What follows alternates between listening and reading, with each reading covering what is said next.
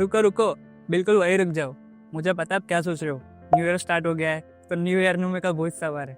आधे लोग तो जिम की मेंबरशिप लेंगे और फरवरी आते आते उनकी मिसिंग पर्सन की रिपोर्ट लिखवा देंगे। लेकिन अगर आप यहाँ हो तो मेरे दोस्त, आप फिटनेस नहीं, फिनेंशियल लाइफ फिक्स करना चाहते हो। एक टॉप फंड 2025 में हीरो था, लेकिन 2026 में वो आपका 15 लाख डुबाने वाला है। मजाक नहीं कर रहा हूँ, पूरे 15 लाख का चूंगा लग सकता है। तो आज मैं आपको सिर्फ टॉप 3 फंड्स नहीं, वो सीक्रेट डेटा दिखाऊंगा जो बैंक वाले आपसे छुपाते हैं। और अगर आप पर्सनल फाइनेंस सीरियसली समझना चाहते हो बिना किसी कॉम्प्लेक्सिटी या रियल लाइफ एग्जाम्पल के साथ, तो वेल्थ हस्ते को सब्सक्राइब जरूर करो, बेल आइकन दबा के ऑल सेलेक्ट कर लो, ताकि आने वाली सभी वीडियो की नोटिफिकेशन आपको मिल जाए। ये वीडियो एक सीरीज़ है, हर वीडियो आपका फाइनेंशियल फाउंडेशन मजबूत करेगा। चलो, फंड का नाम जानने से पहले फंड खरीदने का तरीका समझते हैं। इमेजिन करो आपने एक पिज़्ज़ा ऑर्डर किया, लेकिन डिलीवरी बॉय ने दरवाजे पे आने से पहले उसमें से एक स्लाइस निकाल कर खा लिया। आपको कैसा लगेगा? गुस्सा आएगा ना। रेगुलर म्यूचुअल फंड्स बिल्कुल वही है। जब आप बैंक या एजेंट के थ्रू इन्वेस्ट करते हो तो वो रेगुलर प्लान होता है, मतलब आपके प्रॉफिट का एक स्लाइस हर साल उनकी जेब में। और ये मैं हवा में बातें नहीं कर रहा हूँ, मॉर्निंग स्टार और क्रिसिल का डेटा देखो। अगर आपने 10,000 की SIP 20 साल के लिए भी की है ना, तो डायरेक्ट प्लान में कितने बनते हैं और रेगुलर प्लान में देखो, मतलब सीधा 15 लाख का नुकसान। इतने में तो एक नई बढ़िया SUV आ जाती नहीं। तो रूल 1, ऐप खोलते ही चेक करो कि फंड के नेम के आगे डायरेक्ट लिखा है या नहीं। अब भी वीडियो पॉज करो, अपना ऐप चेक करो, और अगर डायरेक्ट लिखा है तो कमेंट में लिखो टीम डायरेक्ट। लेट्स सी कितने लोग सेफ है। अब आता है हमारे टॉप 3 फंड्स पर। मैंने इन्हें ऐसे चूज़ किया है जैसे हम शादी में खाना खाते हैं, एक परफेक्ट थाली की तरह। ऐसा तो नहीं करते ना कि सिर्फ अचार खा लिया या सिर्फ मिठाई खा ली, राइट? अपने को एक बैलेंस थाली चाहिए। हमारा पहला पिक है निफ्टी 50 इंडेक्स फंड। ये फंड वो शरीफ बच्चा है क्लास का जो ज़्यादा शोर नहीं मचाता, बस अपना होमवर्क टाइम पे करता है, मतलब अच्छा खासा रिटर्न देता है। डेटा कहता है कि पिछले 20 सालों में निफ्टी 50 ने एवरेज 12 to 14% का रिटर्न दिया है।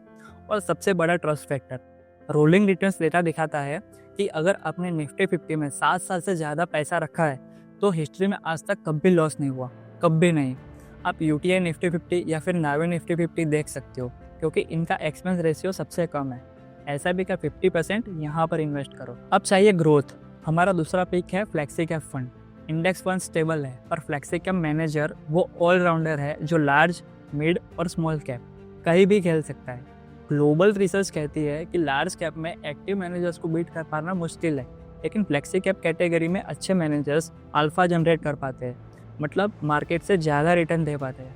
आप पराग परी फ्लेक्सी कैप या HDFC फ्लेक्सी कैप जैसे फंड की तरफ देख सकते हो, और यहाँ अपनी SIP का 30% एलोकेट करना समझदारी होगी।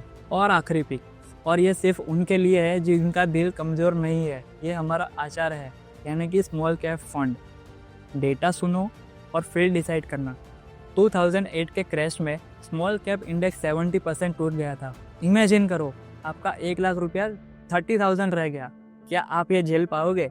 लेकिन अगर आप ये झेल गए तो पिछले 10 सालों में स्मॉल कैप ने 18 to 20% के रिटर्न्स भी दिए हैं। अगर आपके पास 7 साल से ज़्यादा का टाइम है तो ही स्मॉल कैप जैसे फंड को देखना। सिर्फ 20% पैसा यहाँ इन्वेस्ट करना। कौन स्मॉल कैप या फिर निप्पॉन इंडिया स्मॉल कैप जैसे हाई बीटा फंड्स की तरफ देखो, पर सिर्फ 20% एलोकेशन, ज़्यादा लालच नहीं। That's how you should diversify your portfolio. तो दोस्तों, यह रहा 2026 का आपका starter pack. Index fund foundation के लिए, फ्लेक्सी कैप ग्रोथ के लिए, और स्मॉल कैप थोड़े से पुश के लिए। लेकिन पिक्चर अभी बाकी है मेरे दोस्त।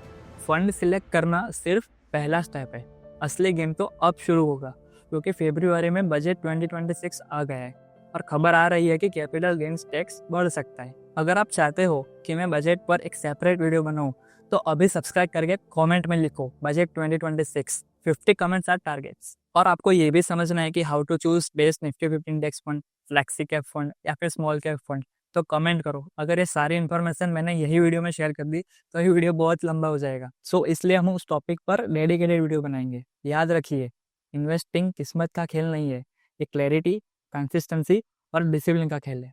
मिलते हैं अगले वीडियो में।